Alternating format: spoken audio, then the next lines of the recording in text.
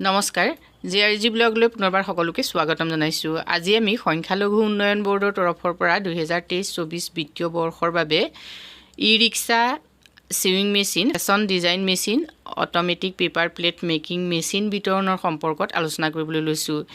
এইসমূহ সামগ্ৰী যদি আপুনি বিনামূল্যে পাব খোজে তেতিয়াহ'লে আপুনিও আবেদন কৰিব পাৰিব। এতিয়া আবেদন কেনেকৈ কৰিব, লগতে আবেদনৰ লাষ্ট ডেট কেতিয়া, সেই সম্পৰ্কে সম্পূৰ্ণ তথ্যখিনি আপোনালোকে এই ভিডিঅ'টোৰ পৰা জানিব পাৰিব। আৰু কি কি নথিপত্ৰ লাগিব সেয়াও ইয়াত উল্লেখ আছে।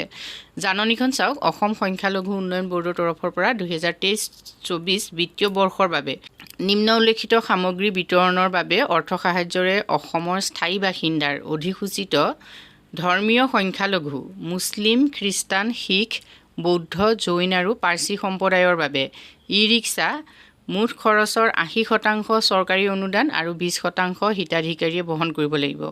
আৰু sewing machine, fashion design machine, automatic paper plate making machine ইত্যাদি সামগ্ৰী সম্পূৰ্ণ বিনামূলীয়াকৈ বিতৰণৰ বাবে আবেদন বিচৰা হৈছে। আবেদনকাৰীসকলৰ বছৰেকীয়া আয় 3 লাখ টকাতকৈ অধিক হ'ব নোৱাৰিব। আবেদনকাৰীসকলে অনলাইন যোগে প্ৰপত্ৰসমূহ পূৰণ কৰিব লাগিব আৰু আবেদনৰ লগতে যাৱতীয় নথিপত্ৰ আপলোড কৰিব লাগিব। ইয়াৰ উপৰিও এই নথিপত্ৰসমূহৰ ফটোকপি, মূল কপি বাছনি প্ৰক্ৰিয়াৰ সময়ত লৈ আহিব লাগিব।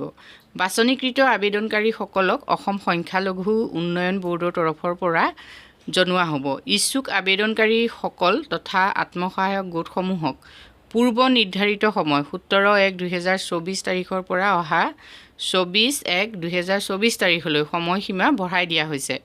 আৰু আবেদনসমূহ আপোনালোকে কেনেকৈ কৰিব লাগিব চাওক। আবেদনসমূহ https://amdb.assam.gov.in এই যিটো ৱেবছাইট, ইয়াত গৈ আপোনালোকে আবেদন কৰিব পাৰিব। এই ৱেবছাইটত 24/1/2024 তাৰিখৰ ভিতৰত আপোনালোকে আবেদন কৰিব পাৰিব। লাষ্ট ডেট যিহেতু 24/1/2024 বঢ়াই দিয়া হৈছে। যদি আপোনালোকে এতিয়াও আবেদন কৰা নাই তেতিয়াহ'লে আবেদন কৰিব পাৰিব।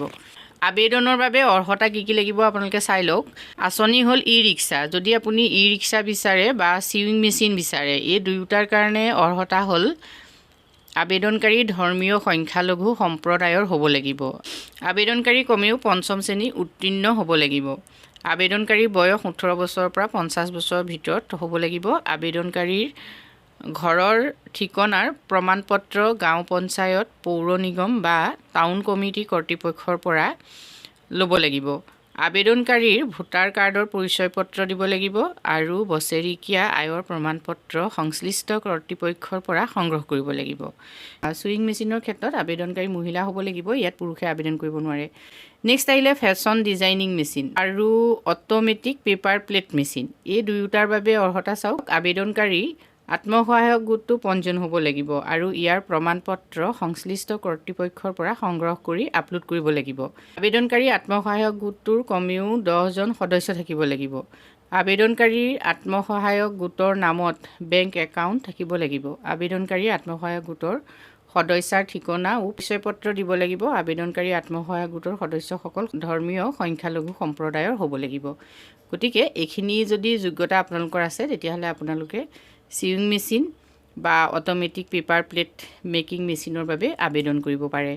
অসম সংখ্যালঘু উন্নয়ন পৰিষদৰ তৰফৰ পৰা দিয়া এই সুবিধা যদি আপোনালোকে ল'ব খোজে তেতিয়াহ'লে আপোনালোকে ওপৰত উল্লেখ কৰা https://amdb.assam.gov.in গৈ অনলাইন কৰিব পাৰে। আজি ভিডিঅ'টোত আমি আপোনালোকৰ বাবে এইখিনি তথ্য আগবঢ়ালোঁ। যদি ভিডিঅ'টোৰ পৰা আপোনালোক উপকৃত হৈছে কমেণ্ট কৰি জনাব। আজিলৈ ইমানেই, ধন্যবাদ।